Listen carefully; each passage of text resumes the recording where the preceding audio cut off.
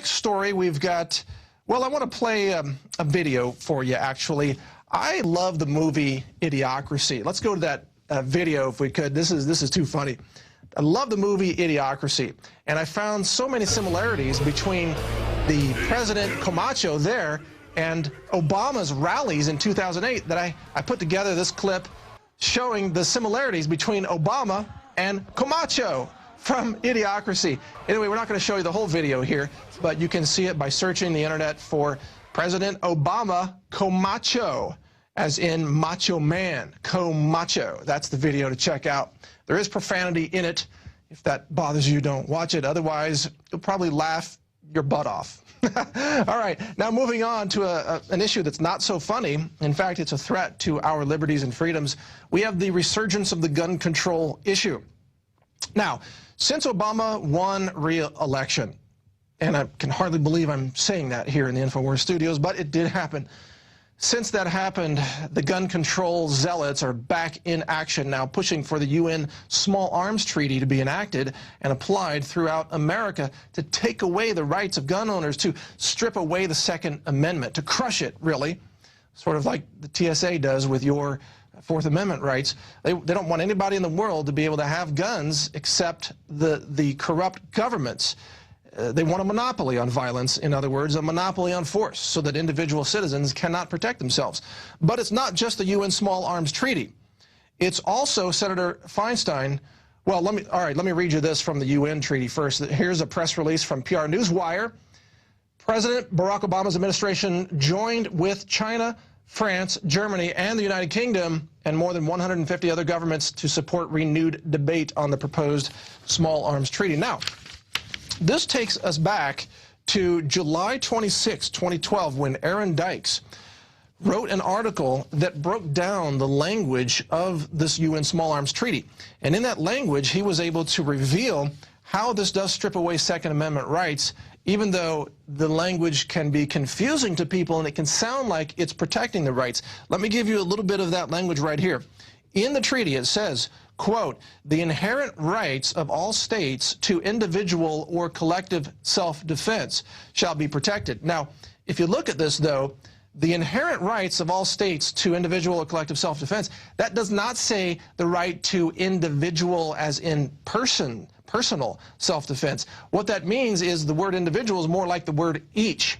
It means more like the inherent right of each state, which means, of course, a nation in this context, the inherent right of each nation to collective self-defense. What all that means is the military should have guns.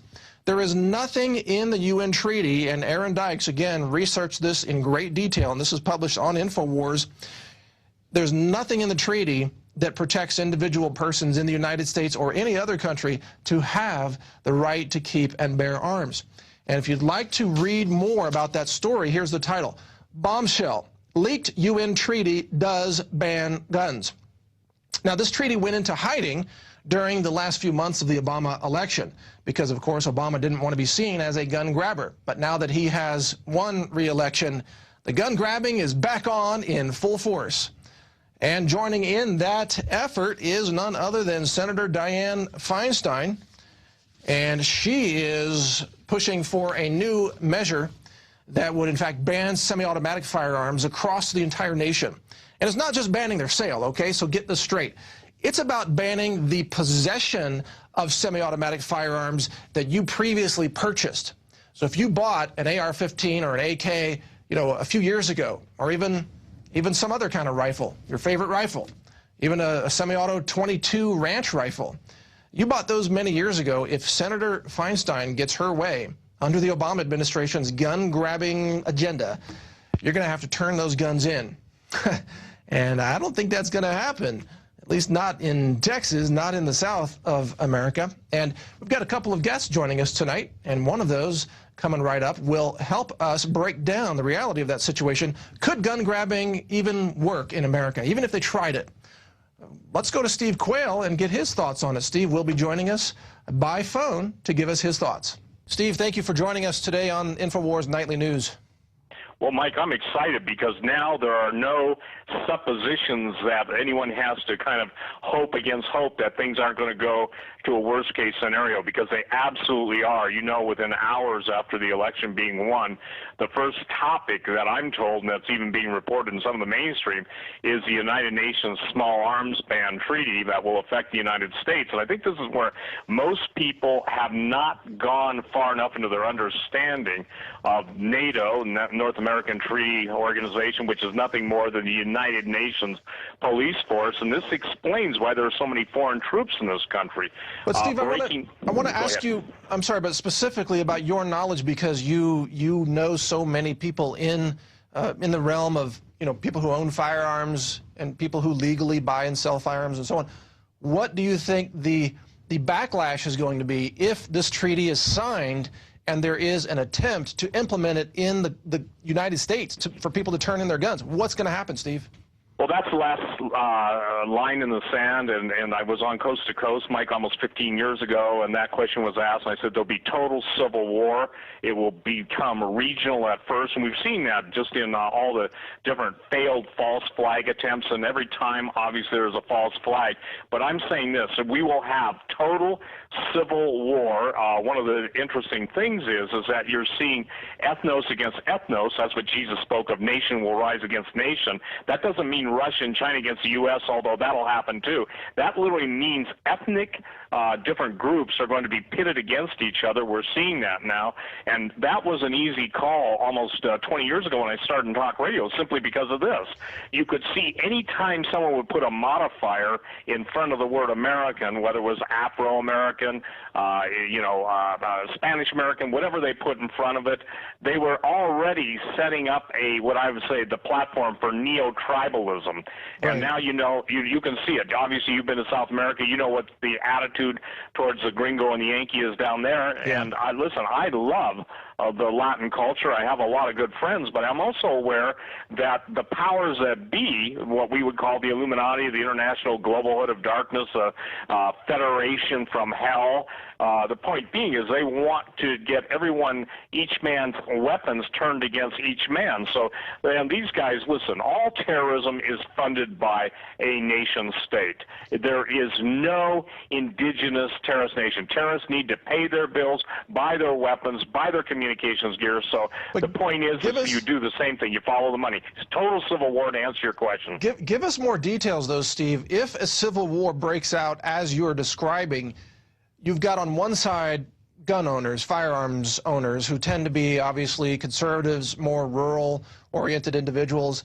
Who's on the other side? It's who is on the other side of this civil war? First of all, local law enforcement, those who choose to participate, that's why you've seen the federalization of police, because they're what Mike has called the blue list, okay? The red list are gun owners, the patriots, everybody that was on the MIAC report that Alex broke the news on, and all of the different delineations. Veterans now are terrorists. Anybody that is deemed a terrorist or a threat is going to be targeted. And how they've done this, let me tell you what a targeting matrix is, okay? A targeting matrix, every neighborhood in the United States of America, based on its population, based on the reading habits and the total information awareness that has existed before that TIA even became an acronym, right, has got a matrix, and it's got, they've already done their artificial intelligence, they've already done their, what are called their assassination algorithms. And so when the information was given to me about the red list, the blue list, and the green list, and I am the one that broke that 20 years ago, it was from a gentleman who was the head of a federal agency over the entire western United States, and he basically said, this is how it's going to go down. Local law enforcement and U.S. military, those who are willing to take part in this, will be the official blue listers. And once the blue list has succeeded in rounding up, imprisoning, shooting, whatever, and by the way, they're not coming to take the guns. I want to make this clear. The gun is secondary. This has been told to me by four-star generals, active duty, not retired, basically saying they do not want the gun. They're coming to take the gun owner away, because the ideology that the gun owner has basically stood for, is willing to fight for and die for, that's what they've got to get rid of in order to facilitate the New World Order. Sure. So what would be the conditions that might trigger what you're describing as this red list, and how quickly would it be triggered? Is it that all these agencies across the country get an email, or they get a phone call alert and it goes into effect in hours, or how would this get triggered? Me, but in many cases, in some of the more defined areas, the police already have, and some of the military already have sealed orders, but it would be downloaded instantly. That's why the communication system amongst the military and police has been integrated, and on a trunk system. That means you won't be able to hear the scanner, somebody saying, car number 9, go to Mike Adams' house, car number 12, go to Steve's house. No, it will all be digital, and it'll be downloaded. It'll be dumped immediately. I am told the arrest warrants and the writs of execution already exist. Now, if anybody thinks that's far-fetched, every single thing that you know, those of us who've been warning, Alex, myself, Hawk, you, those who have been, I'd say, even earlier on talk radio, have been saying the day would come. Well, most people got locked into their their normalcy bias, and as long as they could go and order whatever they wanted to order and get whatever they wanted to get and leave, and live relatively uninterrupted lives, they were happy. But that is not sufficient. Global disarmament, and especially the United States, is the plum. They have to disarm the United States, and so and there is no doubt that it's going to happen. You know, Mike, you lived in foreign countries. You know, the black market exists when the free market does not function. Oh, yeah. Know all about that. But here's a question, though. A certain number of members of law enforcement, especially, let's say, certain local sheriffs, are not going to follow through with those orders. We've got oath keepers all over the country, thanks to the work of that great organization. We've got people who are going to say, no, I won't carry out these orders. What happens to them? Are they then targeted immediately? What happens? A lot of police departments have already been across country. Now, I have a lot of friends who are highway patrol, state patrol. I have a lot of friends, people I've known for 10, 20 years. And the thing that they've already got that plan figured out. Those that don't go along will be cut out of the communication loop. And when I say that, let's say you've got 99 digital numbers, and number 96 and 97 are boys that won't play ball. Play ball means fire on their fellow citizens, et cetera, et cetera. Yeah. Those guys will be locked out of the communication. Now, there are a lot of law enforcement personnel and military who are not going to do this. So it's going to be each man for himself. That's why you're hearing so many different groups, whether it's ex-SEALs, ex-Rangers, Special Forces, whatever the group and whatever the bond of brotherhood was, they're already getting prepared. They're getting their families out of harm's way. And so the idea that you can sit in your castle, meaning your home, and basically take Hellfire missiles coming in your front door is ludicrous. That's why the whole idea that the gun is going to present a problem, these guys, they just laugh that off. What they are going to do is on the, let's say, highest value targets, HVTs, those are the guys that basically are on talk radio. Obviously, we know who that means. And the thing is that there are so many missiles. And I asked a general, I asked him, I said, how many Hellfire missiles are there? He said, hundreds of thousands. Wow. And I asked him about the matrix. And the matrix is just simply this. Imagine drawing a bunch of squares. You could do it by city block if you wanted, but taking that on a county level, and let's say that the Northeast has got the 60% gun owners and the Southwest maybe has 10%.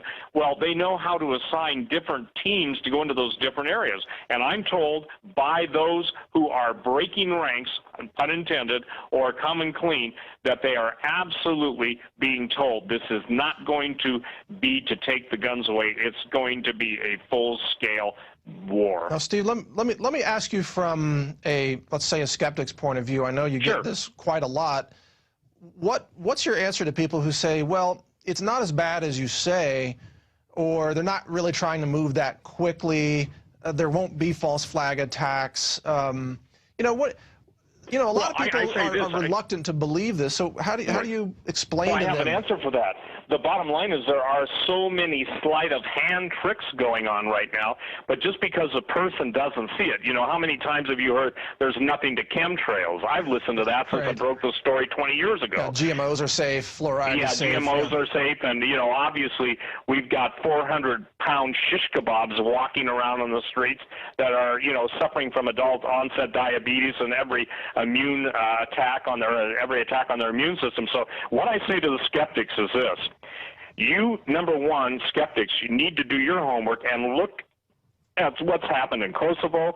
Look what's happening in Syria. Look what's happening in Libya. Look what's happening. Global revolution is the Illuminati prime directive. They have to get rid of the old. That means obviously the old control mechanisms, government. They have to take away from everything. That's why they obviously don't like biblical Christianity, because it stands against tyranny. And so the point is that we're seeing right now, Mike, the implementation of it all over the world. Good night. Look at all those people, the normalcy bias and the laziness, apathy, and indifference that was just in the Northeast. Yeah. Those people knew and had plenty of time. You know, I get called every name you can imagine, but I say this: every single time there's a natural disaster and people don't prepare, there is no blood on my hand, your hand, Alex's hand. We've tried to fight the good fight, and we will fight the good fight of truth. But the point is that most people simply choose not to believe it. You know why? There's a word called responsibility, and people simply refuse to take responsibility for their own actions, and that's evident by watching the disaster in the Northeast. There's also, I think, a psychological momentum almost where most Americans believe that these kinds of revolutions are only things that happen in other countries like Cambodia or throughout history, you know, China or Germany or maybe a place like, you know, Haiti in more modern times. That these things don't happen in the United States because, in their minds, the United States is stable.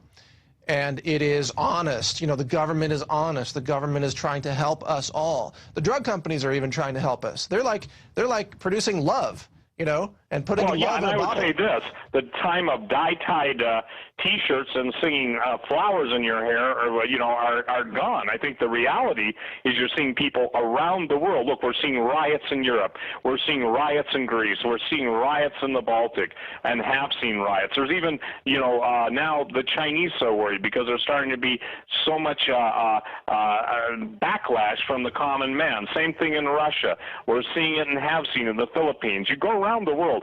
Global revolution. Why did all this stuff start almost on a single switch? It's simple: because the universal caliphate, meaning the world under Sharia law and under the Caliph, if you will, the Imam Mahdi, you're looking at the destabilization of every Middle Eastern nation, even Jordan, which used to be, you know, good night. There wasn't anything more solid than Jordan, and Egypt, when Sadat ruled it and made the deal with the Israelis to basically have a peace accord. I mean, we're now seeing the destabilization of every Middle Eastern nation. And I think the point that people have got to understand is when it was only over there, most Americans only dealt with it in just glimpsing it on the evening news. The people in New Jersey and New York and Staten Island and the different places that have been hardest hit, they're not dealing with a concept of what it means to be without power, without food, without sanitation, without underwear. We're seeing it. Look, Craigslist, there are women selling sex for gas and vice versa. We're seeing incredible. People that breaks my heart. And what I'm trying to tell people is this: look, you're seeing just a microcosm of how bad it's going to be. After 72 hours, Michael, we've seen people just starting to starve in their minds. I'm glad you brought that up, because that was a huge lesson in preparedness and self-reliance. But also, think about this. When this, let's say if this red list is activated and these individuals start to be, you know, arrested and even shot on sight, let's say, it seems like many of these, you know, Obama supporters living in the cities will cheer. They will love it. They'll think it's wonderful. So I think we're going to have, well, I want your comments, but are we going to have a situation where the mainstream, you know, Obama follower masses are cheering genocide?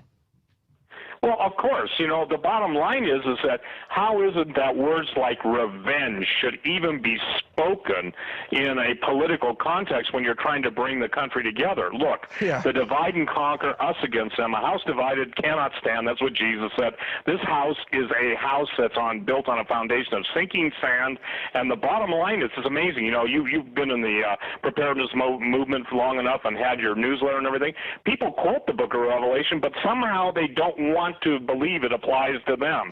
People are aware of Nostradamus, but somehow quatrain sounds like something that runs on a pair of tracks. The point is that they do not understand the lateness of the hour.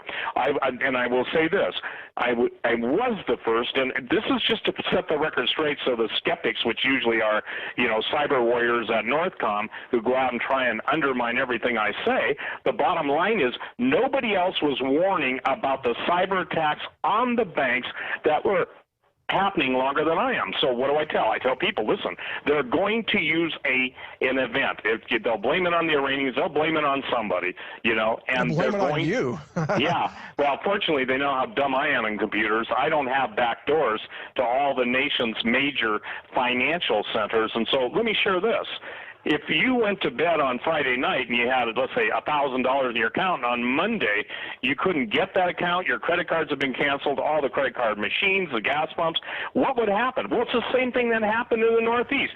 People who are on welfare getting electronic benefit transaction cards or whatever they're called, they couldn't even use those.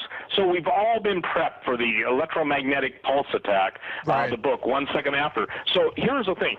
Society, there is no understanding of supply and demand. There is no understanding of the value. God bless every trucker that's listening to this broadcast. If people understood the value of the truckers, and I'm talking about the people that can afford it, pull over and buy a trucker, give them a couple $100 and buy them some gas just because the guy's working for pennies, and that's why the whole distribution chain. Look, do you mean to tell me that a billion-dollar funded organization like FEMA couldn't have pre-positioned water? Gee, doesn't it look like Katrina 2? Well, doesn't Steve, it look like a replay? Hey, they had cookies and hot chocolate. What are you complaining about, man? They had cookies for disaster victims. But look, we've only got about a minute left. Let me ask you one final question, Steve, before letting you go here. If people are listening to this and they have not yet begun to prepare, is it too late for them, or are there still things they can do? Not at all. As long as the electricity's on, they've got money in the bank, their credit card's still working. By the way, Mike, my website is SteveQuayle, QUAYLE.com. And, I'm selling, and I'm saying this for people. I've been in the preparedness business. I was one of the founders of it. I think I've found the company that has the most protein for the best money, the most bang for your buck, so to speak. And I'm telling you this, that you may think that this is off in the distance, but we're now seeing the full-scale implementation of exactly what revolutions are built on, the laws being in place, and the actual vilification, nullification, ultimately the destruction of those who the establishment sees as enemies. And an enemy is anybody that tells the truth. Well said. And anybody who prepares as well. Thank you, Steve Quayle, at stevequayle.com. We've also got that on screen. Thanks for joining us for InfoWars Nightly News. Good information from you. Great. Thank you, Mike. All right. Bye-bye. Take care. Bye.